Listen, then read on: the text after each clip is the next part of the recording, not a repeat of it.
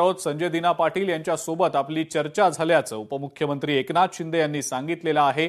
त्यांनी त्यांच्या भावना माझ्याकडे व्यक्त केलेली आहे।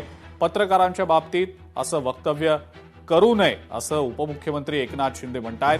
मात्र संजय दिना पाटलांकडून जर काही शब्द बोलले गेले असतील तर दिलगिरी व्यक्त करण्याच्या सूचना आपण त्यांना दिलेल्या आहेत असं उपमुख्यमंत्री एकनाथ शिंदेंनी म्हटलंय।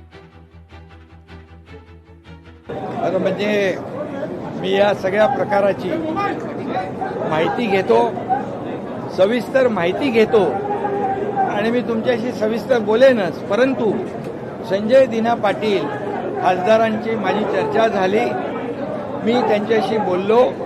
त्यांनी माझ्याकडे भावना व्यक्त केली की पत्रकारांच्या बद्दल चुकीचं वक्तव्य करण्याची माझी इच्छा बिलकुल नव्हती।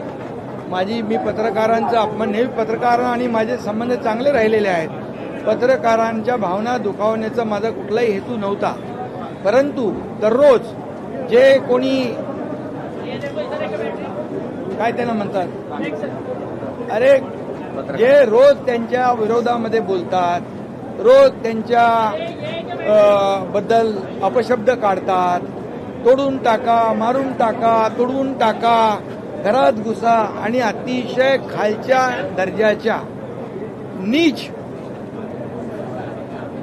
दर्जाचे, अतिशय खालच्या दर्जाचे जे शब्द वापरतात आपल्या मीडियासमोर, खरं म्हणजे हा मीडियाचा देखील अपमान आहे। किती वेळापासून काय काय बोलतायत तेही आपण पाहिलेलं आहे। याचा राग संजय पाटील यांच्या मनामध्ये आहे।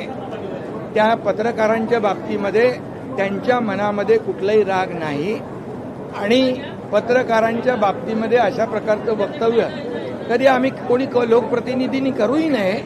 आणि त्यामुळे मी त्यांना सांगितलेलं आहे की आपल्याकडून काही शब्द गेले असतील पत्रकारांच्या अपमानजनक तर आपण पत्रकारांशी बोलून दिलगिरी व्यक्त करू।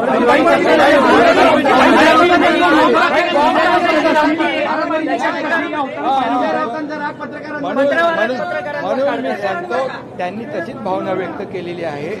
तर मी आपल्याला एवढंच सांगतो की जे लोक आता संजय दिना पाटील यांनी माझ्याजवळ भावना व्यक्त केल्या, पत्रकारांचा अपमान मला करायचा नव्हता बिलकुल, परंतु जे दररोज त्यांच्या विरोधामध्ये जे वक्तव्य करताय, त्यांच्या घरातल्या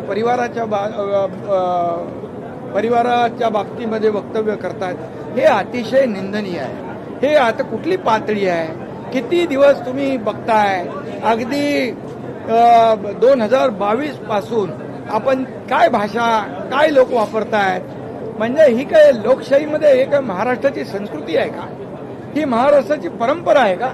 अशा प्रकारे आई बहिणींचा उद्धार करणं, आई बहिणीवरून शिव्या देणं, हे किती, आणि पत्रकारांच्या समोर आणि दोन कटी म्हणायचं, अरे काय हे काय? म्हणजे कुठल्या थराला जाऊन तुम्ही ह्या महाराष्ट्रामधली संस्कृती अगदी रसातळाला पोहोचवलेली आहे? याचा राग संजय पाटील यांच्या मनामध्ये आहे।